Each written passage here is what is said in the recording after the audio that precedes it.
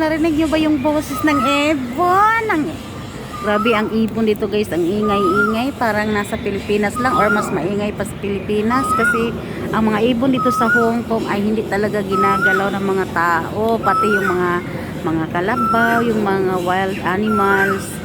Makikita nyo sila na gumagala sa mga tabi-tabi ng kalsada. Papasok sa mga palengke, mga ganyan, yung mga kalabaw, mga ano ba yun, wild boar, mga baboy damo sa atin.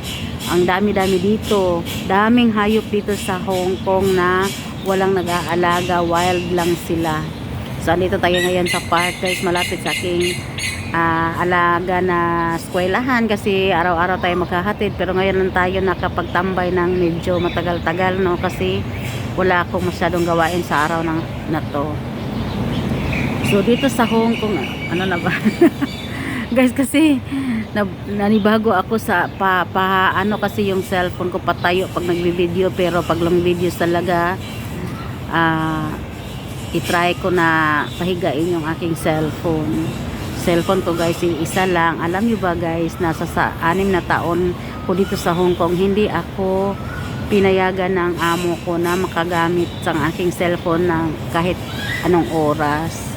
So dito sa Hong Kong guys, yung mga amo dito minsan walang pakialam sa cellphone, minsan din ayaw nila na gumagamit ka ng cellphone. Ako guys, for 6 years nang nag-start ako dito sa Hong Kong, sinabihan ako ng aking amo na ang aking paggagamit ng cellphone ay limited lang hanggang ngayon, at saka hindi ako pwedeng bumili ng aking sariling SIM card. Sila ang bibili ng SIM card ko, sila ang magbibigay ng data card at magko-connect sa wifi, ganyan. Kung kailan ko gustong gumamit ng cellphone, magdepende sa oras na isiset nila kung okay ba sa kanila. Kaya kung nasa part ako, may free wifi kung saang banda mga establishment dito sa Hong Kong, makikonnect ako ng wifi. So dapat guys, pag sa hindi pa tayo magpunta sa abroad, handa nating gawin kung anong lahat ng gusto ng ating amo para hindi tayo magka-problema. So ngayon guys, na alam niya na nagba-vlog na ako, ang sabi niya okay lang daw ako na mag-cellphone, pero kailangan i-budget ko yung time, at saka kailangan hindi ko dala yung bata. Pero guys, pag ang gamitan ko ng cellphone na mataas-taas, yun lang pag naghihintay ako ng aking alaga sa oras ng kanyang lesson.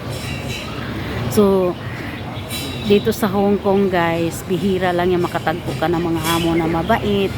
Meron din na mga masela na amo, pero depende na yan sa'yo kung paano mo sila i-handle. Kung gusto mo magtagal sa iyong amo, dito pala sa Hong Kong guys, no, sa hindi nakakaalam, pag ikaw ay straight 5 years sa iisang amo, posibleng meron kang matanggap na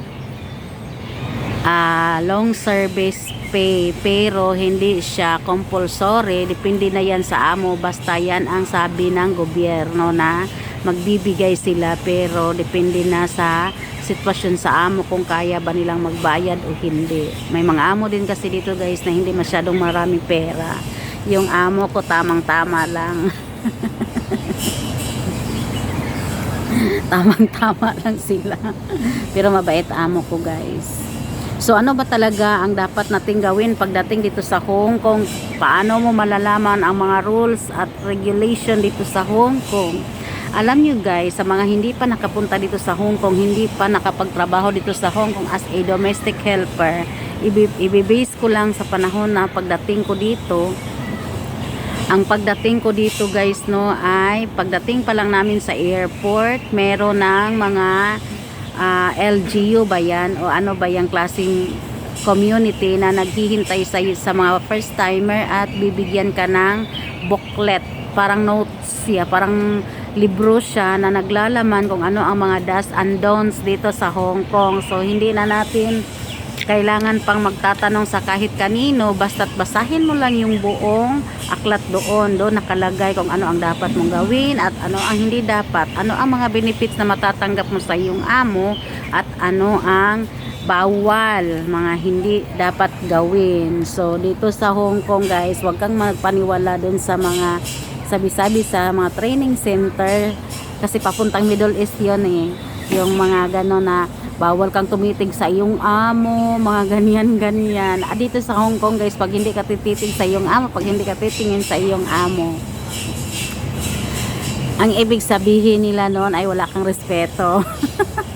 Ibang-iba dito sa Hong Kong kaysa sa Middle East. Sa Middle East, huwag ka talaga ang tumitig sa amo mong lalaki, baka magkagusto ka. Pero dito sa Hong Kong, kailangan tumingin ka, look at me, and listen to me. Ganon. Ganon dito. So, sa mga bago kong subscribers, sa mga subscribers ko na we are almost 100 subscribers na sa loob ng isang linggo. So guys, maraming salamat guys. Marami po kayong mga malalaman about Hong Kong. Kung kayo po ay magpatuloy lang sa akin sa pag-subscribe sa akin. Maraming salamat po. And see you on my next vlog. Bye!